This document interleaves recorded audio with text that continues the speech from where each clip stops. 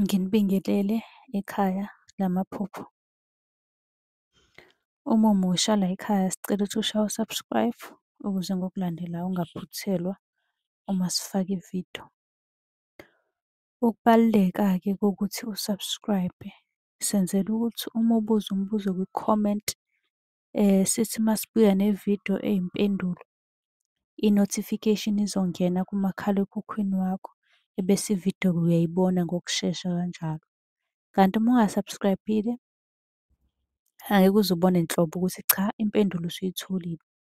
Ngakho-ke uma unombuzo buza kwi-comment sizokwenzela ividiyo. Uyakwazi futhi ukusi-inbox-a lapha ku-TikTok, usi-follow-we, inbox ucele inombolo ka-WhatsApp ozobuza njalo kuyona ekuseni uma-ke kukhona isibonakaliso obenaso. Nokubaluleka nje kokuthi-ke uwazi ukuthi ngabe lokho osuke ukuphuphile kubika ukuthini. Ake singene-ke kwelanamhlanje sikuchaze. Osibhalelile namhlanje utheni? Ngiyathemba ukuthi ni-subscribe-ile. Uku-subscribe-a kubalulekile ngoba usiza mina nami ngisiza wena ngokukunikeza iy'ncazelo.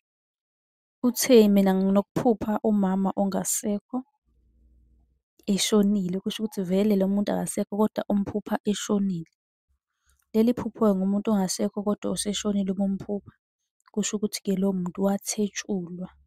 Bekuyima ekuthola ukuphumula njengoba kade umphupha, bekuyilapho-ke ekuthole khona ukuphumula okusho ukuthi wena uyaboniswa ngaloyo muntu loyo ukuthi ukuphumula bekuyima ekuthola.